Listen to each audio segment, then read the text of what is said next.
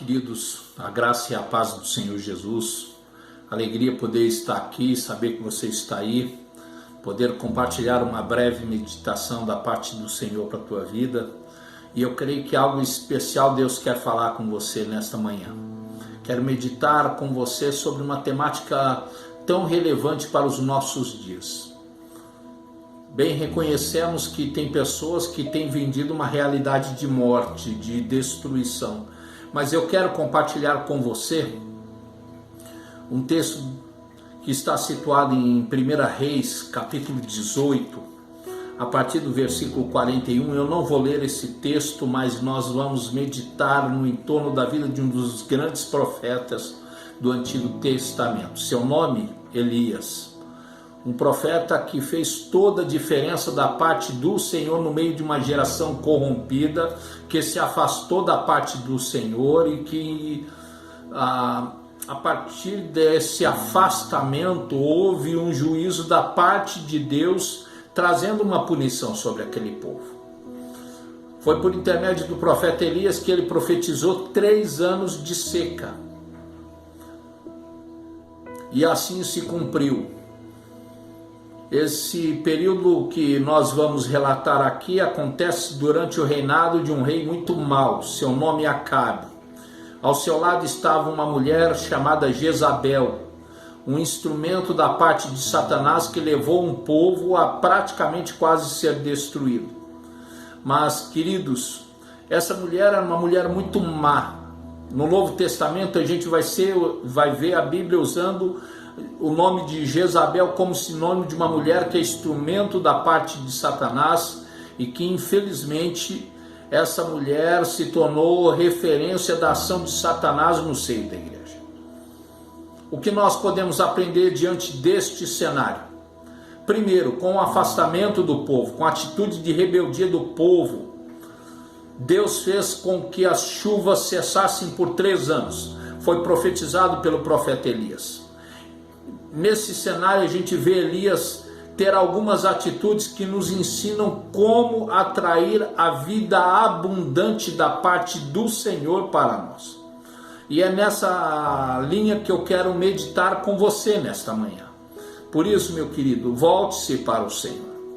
Assim como Deus utilizou este homem na sua geração para ser um instrumento da parte do Senhor para confrontar uma sociedade corrupta que se afastava da parte do Senhor.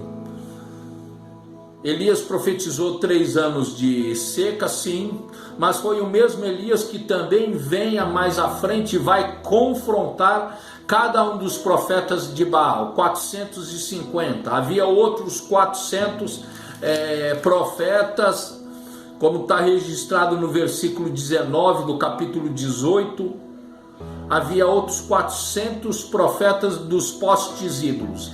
Jezabel mantinha na sua casa, no palácio real, 850 profetas de outras divindades que não era o Deus de Israel. E Elias se levanta para profetizar neste quadro. Essa mulher, ela persegue os profetas. A Bíblia vai relatar que ela quase que acabou com todos os profetas, mas Deus manteve homens com que não dobraram os seus joelhos diante de Baal. E a pergunta que nos cabe nesta hora é: somos considerados estes homens que realmente são instrumento nas mãos do Senhor e que não vão se dobrar diante dos deuses deste tempo? É exatamente isso que o Senhor quer meditar conosco. Foi Elias que começa a profetizar aqui. Primeiro, 3 anos de seca. Quando passa esses 3 anos, Deus levanta o profeta para ir e confrontar os 850 profetas, que não era da parte do Senhor. Como? Ele desafia estes a estarem se voltando para a presença do Senhor, com a seguinte fala: até quando cocheareis entre 2 pensamentos ou entre 2 senhores? A Bíblia diz que é impossível servir a 2 senhores. Ou você vai servir a um e aborrecer ao outro, ou você vai agradar a um e desprezar o outro. Não há como a gente ter esse meio termo, não podemos. E queridos, é exatamente neste cenário que a gente vai ver Deus destruindo a realidade esse chamado, entre aspas, profético da parte de Satanás em meio do povo. E ali Deus levanta Elias. Por isso eu quero dizer uma vez, às vezes a gente fala, mas eu estou sozinho. Querido, se você estiver em Deus, você e Deus é a maioria, não há como você destruir. O profeta Elias aqui, ele confronta 850 dos profetas de Baal e aniquila todos eles. Eles foram derrotados e foram mortos. O narrativo do texto vai deixar muito bem claro isso. E queridos, 5 lições nós podemos aprender com este homem de Deus no descruzar. Primeiro, ele precisa fazer algo. Ele precisa destronar os profetas de Baal do monte, que no caso aqui o texto vai falar que ele subiu ao cume do Monte Carmelo. Era um monte que era reconhecido por este povo como sendo o local que eles deveriam adorar ao Senhor. E ali, infelizmente, está longe de cumprir isso. Pelo contrário, eles estão adorando a Baal, adorando outros deuses, do que adorar ao Senhor. Ele sobe ao monte, desafia e ali destrona. Logo em seguida, a partir do versículo 41, ele retorna a este monte. Ele vai dizer para Acabe, no versículo 41, então disse Elias a Acabe, sobe, come e bebe, porque já se ouve ruído de abundante chuva. Primeiro, os demônios foram destronados daquela realidade. Segundo, ele vai lá para colocar ordem neste local. Ele clama a presença do Senhor e Deus vai responder a ele, mas não antes de algumas coisas acontecerem. Ele saiu do meio dos incrédulos, sobe ele e o seu servo, e ali ele vai dizer, ele dobra os seus joelhos, ele clama ao Senhor e pede para que seu servo vá ver o que está acontecendo. E olha, meu querido, é nesse cenário que eu quero meditar nesses 5 pontos. Ele subiu ao monte, ele saiu do meio dos incrédulos. A palavra de Deus nos recomenda que a gente não deve se assentar na roda dos escarnecedores. Portanto, é preciso que cada um de nós nos voltemos para o Senhor e busquemos a sua face. O segundo ponto, ele se ajoelha e coloca o seu rosto em terra. Isso implica no que? Humilhação, humildade diante do Senhor. E ele vai fazer exatamente isso. Ele reconhece a sua condição e reconhece quem é o Senhor, e ele se dobra diante do Senhor e ele clama, Deus derrama chuva.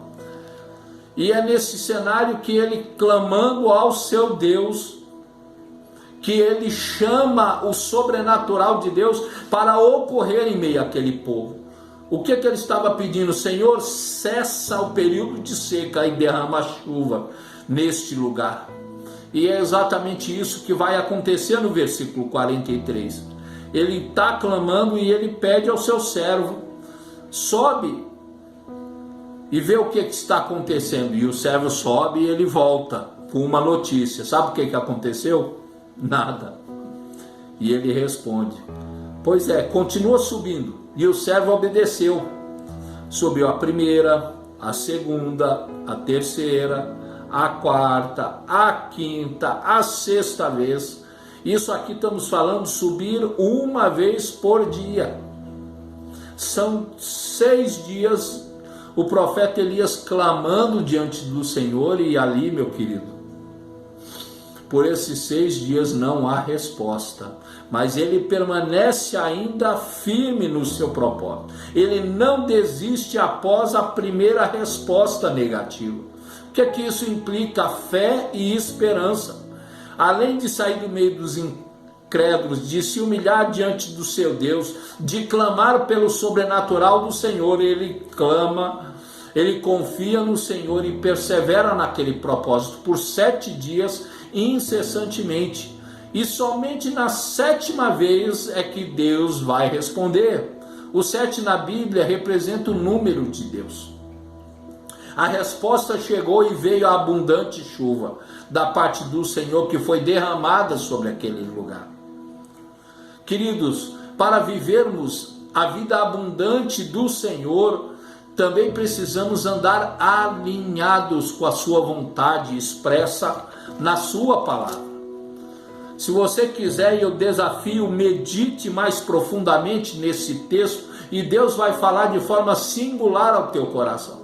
Para você viver a vida abundante de Deus, você precisa estar alinhado com a palavra dele. Não há abundância de Deus quando somos rebeldes para com o Senhor, quando não buscamos na sua palavra exatamente a resposta para todos os nossos anseios. E eu quero te dizer, meu querido, independente de qual seja o cenário da tua vida, Deus tem a resposta certa, no momento certo, na hora certa. Foram 6 vezes clamando, 6 dias, somente no 7º o Senhor vai responder.